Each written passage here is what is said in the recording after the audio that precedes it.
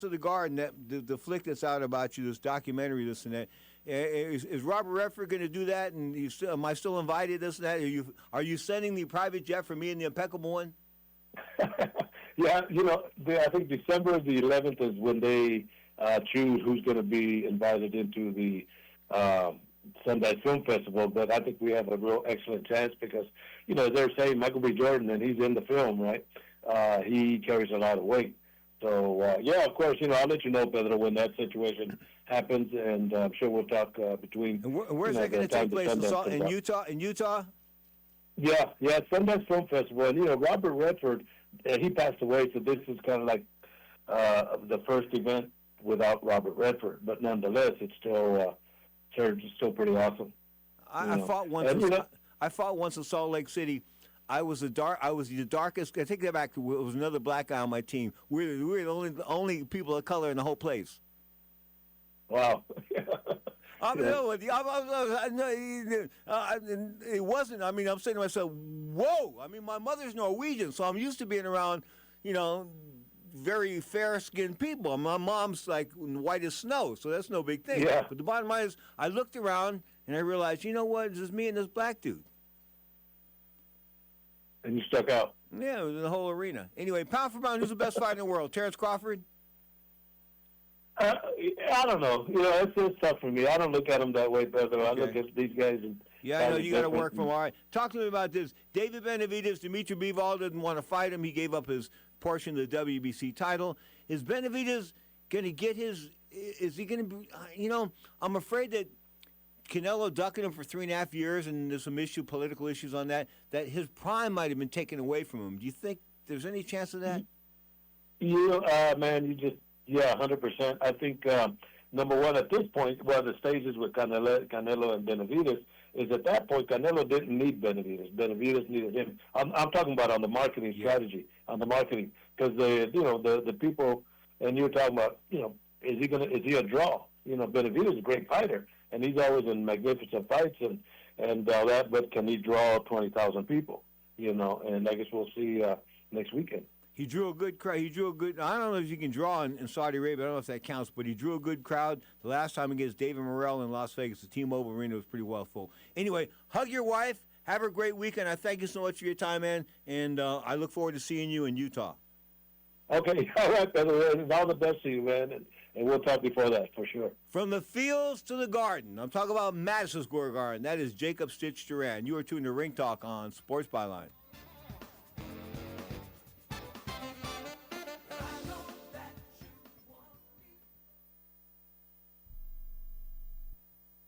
Do you need to sell your home?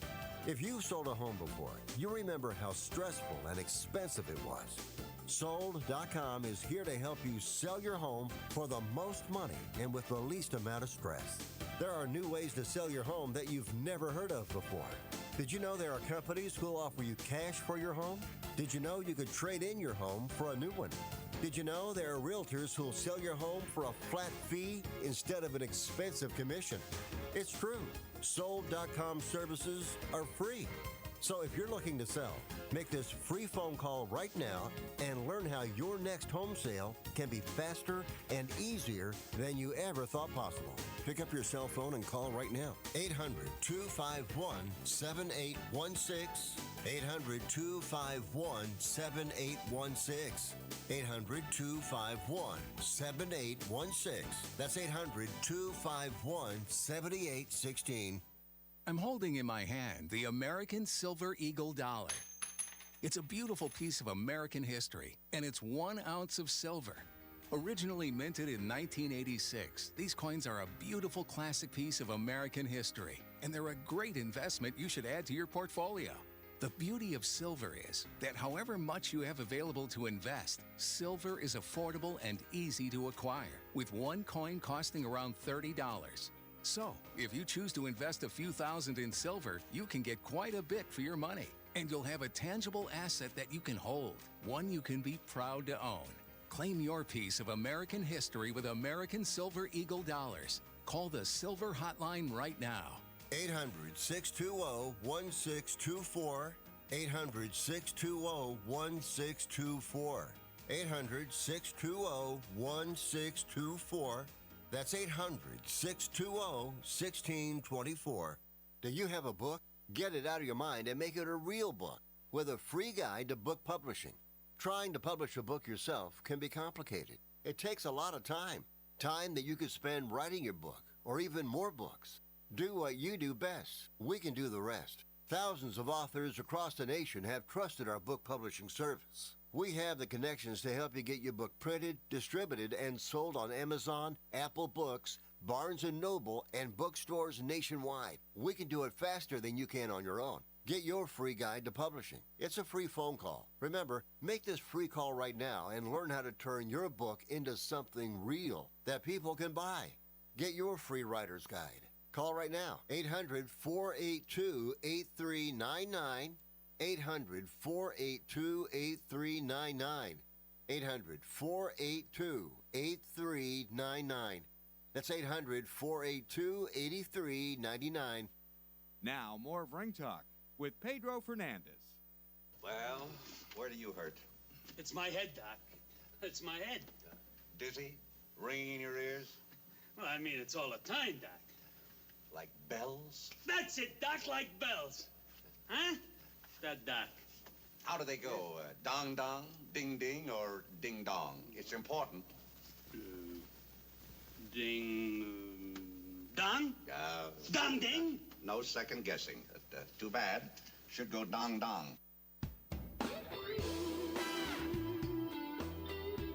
27, make it 28 minutes past the hour. This is Ring Talk Live Worldwide. You're inside looking at the world of boxing. And now cocaine, straight up.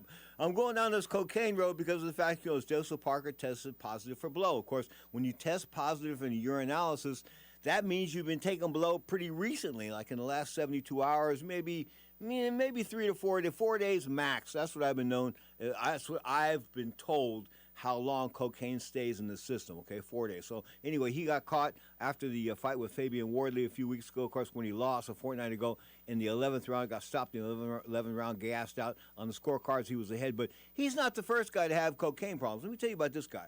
And February 21st, 1989, I think I was in Tucson, Arizona, and I was down there as a guest of Emmanuel Stewart. Of course, Emmanuel Stewart had Dennis Andrews. I think he was the world light heavyweight champion at the point in time. Anyway, Tony Willis was challenging him, and Tony Willis was in the dressing room. So Tony Willis gets stopped, and I'm in the dressing room afterwards, and I got my little microphone there, my notepad, and this, and I'm trying to write down notes, this and that, because the guy just lost for the world title. What's he got to say, this and that? And I notice there's a bulge in his sock. Well, this big bulge in his sock, he opens it up. It's a big wad of cocaine. That was in his sock. That, I kid you not. So I was like, whoa. And then I watched him I think Roger Mayweather, the late Roger Mayweather, took his drug test, took his urinalysis. So it was Roger peeing in the cup instead of Tony Willis. Anyway, that was a little bit bizarre, no doubt about that. Of course, my guy sneezed in the other room, and I was like, what was that? Anyway, you are tuned to Ring Talk Live Worldwide. You're inside looking at the world of boxing and MMA. Anyway, Tony Willis takes his cocaine out of his sock, and I look at it real good, and I'm saying, and it's obviously white powder. I mean, it's obviously white powder in a in a plastic bag. I'm saying to myself, well, what's he doing? I still can't. It doesn't compute to me that he's got cocaine. It doesn't click at all. Then I watched Roger, as I said, take the drug test for him, and I started to figure things out. Okay, but wait, that wasn't the capper. The probably capper was like June 15, 1991. Kid Akeem Antofashi was a kid from Nigeria.